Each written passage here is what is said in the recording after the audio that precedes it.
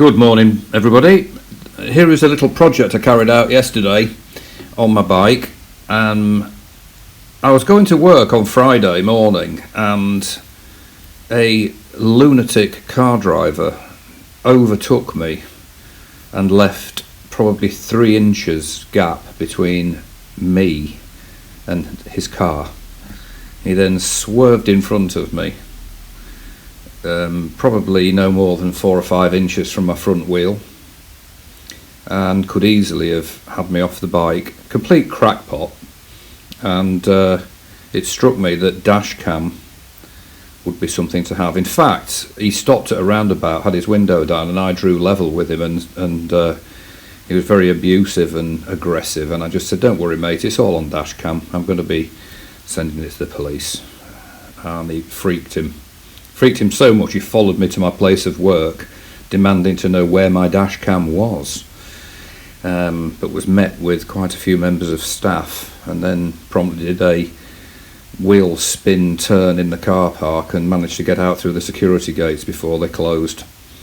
So I've got 2 of these Apeman dash cams. I've got one in my pickup truck and I had one in my car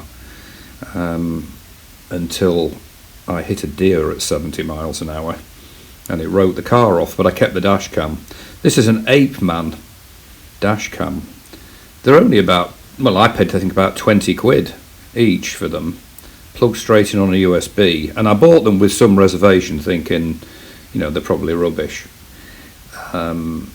However, they are surprisingly good. I've got one in my truck, so I thought, well, I'm going to install one on my bike. So there it is, installed on the bike, behind my slightly tinted fly screen thing. But the camera itself adjusts its exposure, so I've tested it above the screen, below the screen, and it just adjusts itself, and it takes a good quality video, which I'm able to play on my iPad with a little adapter. And here's how I did it.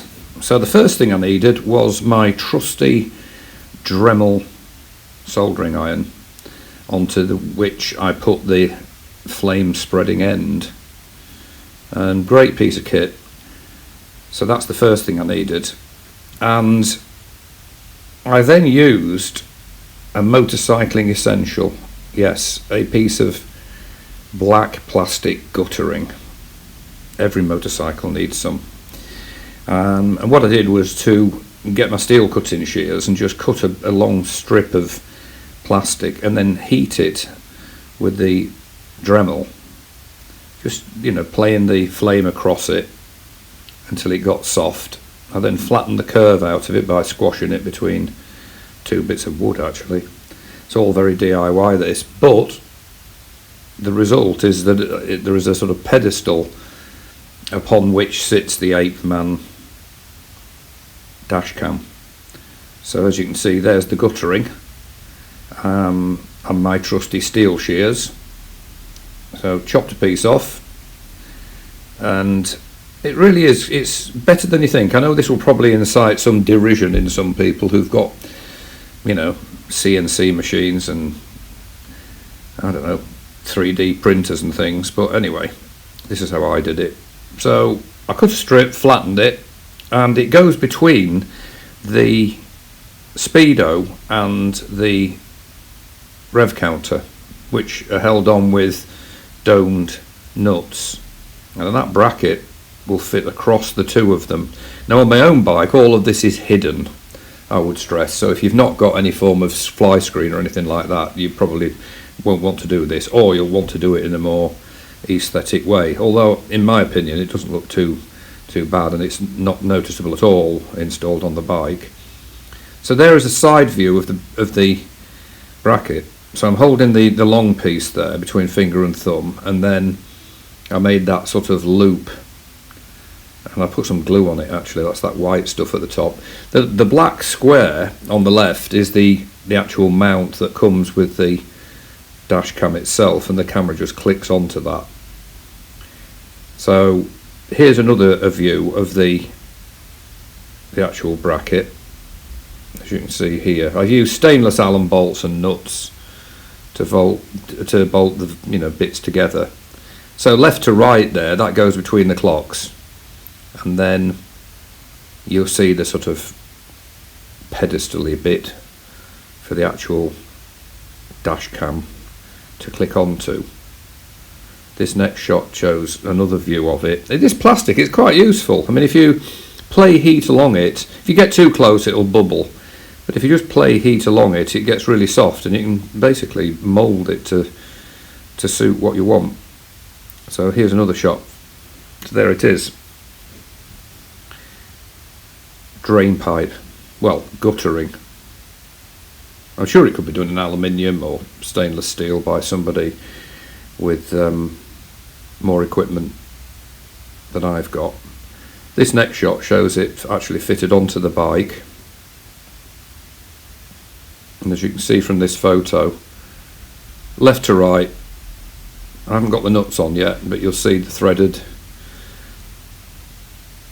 bolts sticking out left and right there that hold the speedo and the tacho on, and it's just a case of tightening it up. I used some stainless steel flange nuts, so I didn't have to put washers on, and tightened it onto the mount for the tacho and the speedo. So there it is.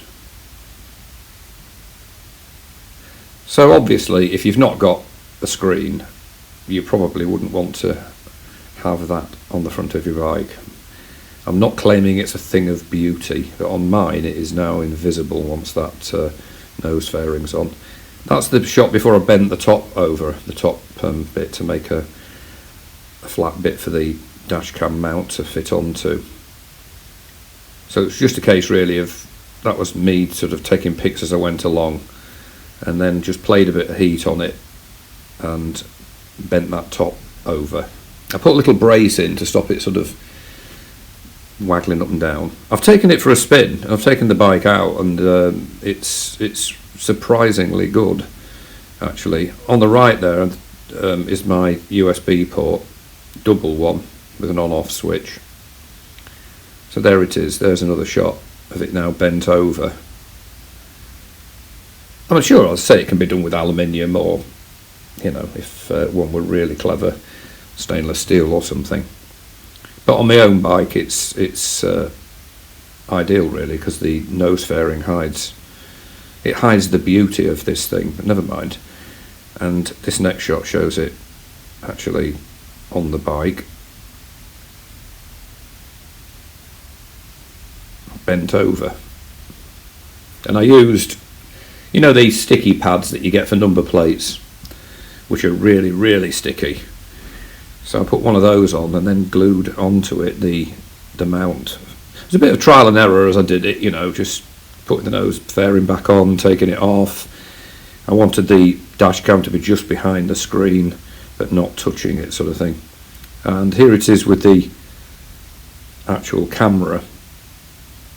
It takes a micro SD card, and I've got a 128 gigabyte one.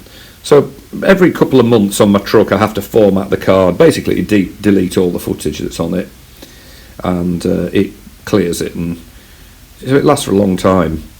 I got the SD card from Lidl, actually, Lidl supermarket, and they were about 10 quid, I think. So there's the actual camera. The lens itself can click up and down to various elevations, and when you turn it on, it comes on automatically with the turn of the key. On the Royal Enfield, the power splitter in the headlamp only becomes live when the kill switch is in the run position. So there it is, actually in position on the bike. The one I've got in my truck will take pictures, decent video through the windscreen when it's raining and everything. It doesn't seem to distort the view or anything with raindrops on the windscreen. And then it's just a case of putting the nose fairing back on.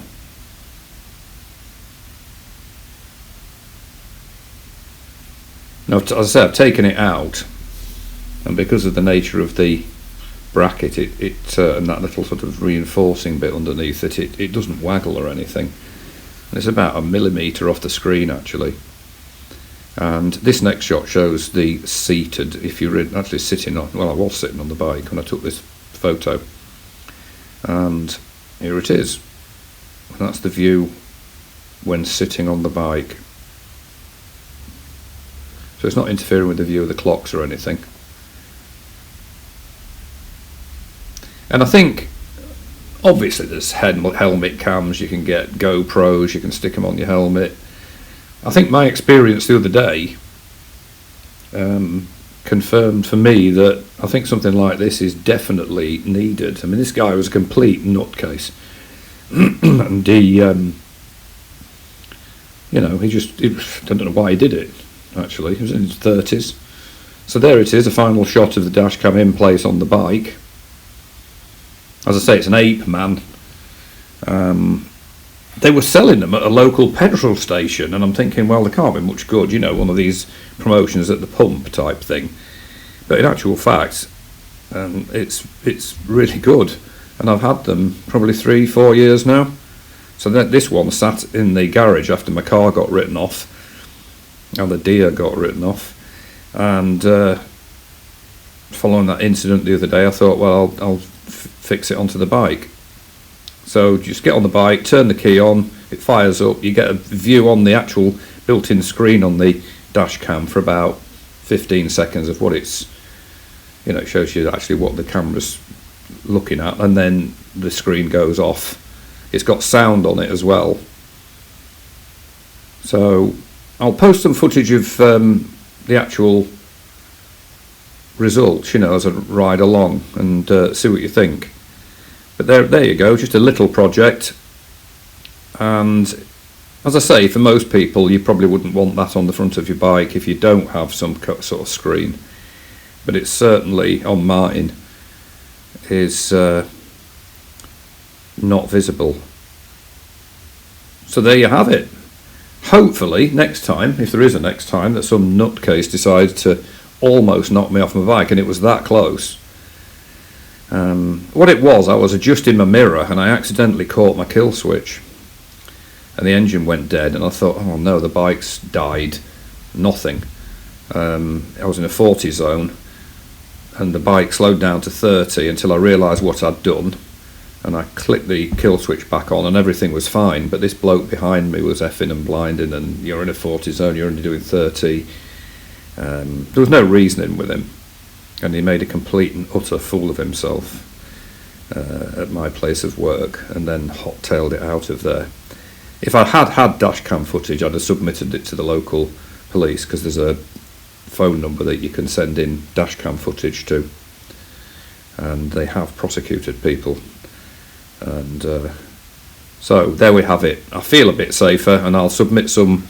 I'll make a video with some of the video off the dashcam and post it separately. So in the meantime, mind how you go. I hope you don't meet the person I met or the equivalent, and I'll speak to you soon. Bye for now.